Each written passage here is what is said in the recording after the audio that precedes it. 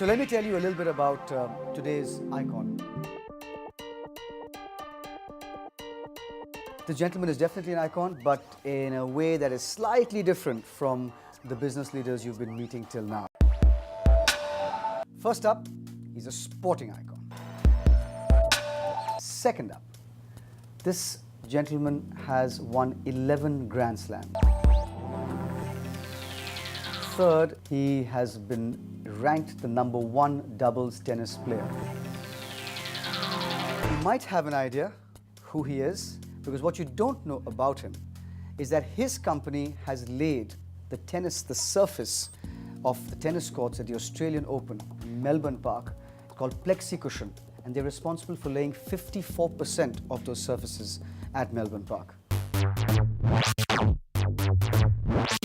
His company is known as Globo Sport, and today is one of the leading companies in the fields of entertainment and sports management.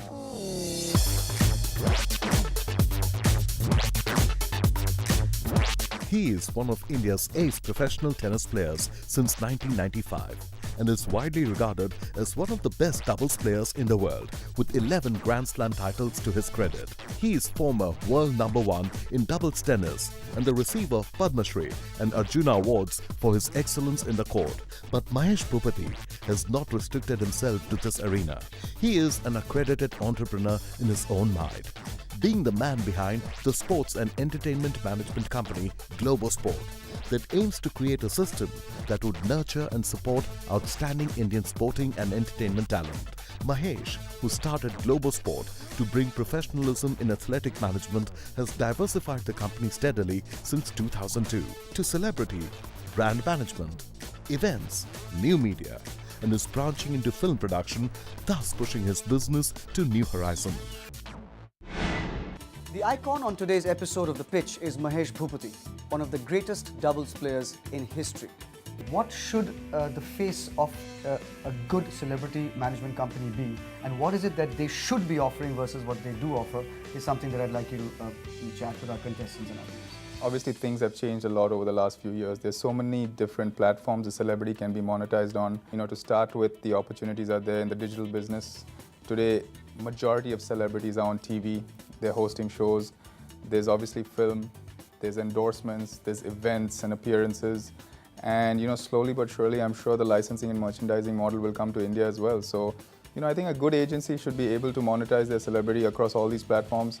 And, it was pretty fragmented earlier on, where they had someone doing their endorsements, someone doing their films. But today, I think they're seeing the benefits of being with one agency who can kind of deliver on all verticals. As one of the top sports management companies in the business, what kind of solutions would you proffer for other sports that want a share of the pie in this country? We as a nation, we love achievers. And I can take multiple examples of the Sania Mirzas, Abhinav Bindras, even Vijayendra in boxing today. Yeah.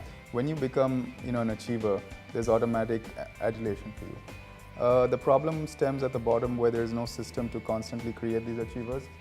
But we've got a program called Speed Kids, where we're kind of working with toddlers to basically develop their motor skills. And this is being rolled out across schools in India. And the other initiative we have is the Mittal Champions Trust, which is promoted and funded by the Lakshmi Mittal family. Yes. And it's been going for 6 years now, trying to create Olympic champions. Abhinav's come out through that. Yes, Abhinav has. And yeah, so we're doing whatever we can. You're a sportsman, and then you went into business.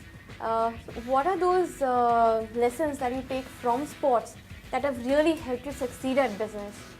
Well, a couple of things that I constantly try and focus on is, one, obviously being a double specialist, teamwork.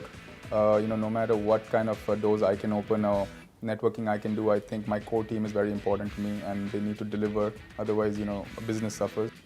Constant competition and basic solutions to daily problem solving. In the entertainment business, this comes up on a daily basis. There's issues either on the TV show or the film shoot, or with a celebrity being unhappy about something and brand being unhappy about something. But constant ability to be able to solve the problems for us. How do you manage your hardcore sports career where you're traveling a lot, and how do you let that not affect the business that's running back in India? Well, this comes back to having like a strong core team. Luckily now we're about 8 years old, so we've got each business headed by their stakeholder, and they're able to kind of deliver down that pipeline. So my time is in demand, but I really enjoy what I'm doing. Tennis is not going to last forever, so as long as it goes, it's good. I would like your opinion on similarity and differences between sportsmanship and entrepreneurship. Similarities is there's no shortcut to hard work. I mean, I try to install that. Everyone likes to have office timings, but for me especially, I think I work multiple hours because I've got 2 jobs, and that so far has been paying off for me. So Mahesh, not every sports person becomes a successful business person. What really inspired you to get into this is you started with your core passion. You started with sport, and then you moved to the other verticals in the business. Yeah, to be honest, when I started, 99, when Leander and myself were #1, we were really poorly managed, and I know how it works globally. So I wanted to start something because of the void that there was in India, and luckily for us, we've been able to kind of branch out into all these verticals.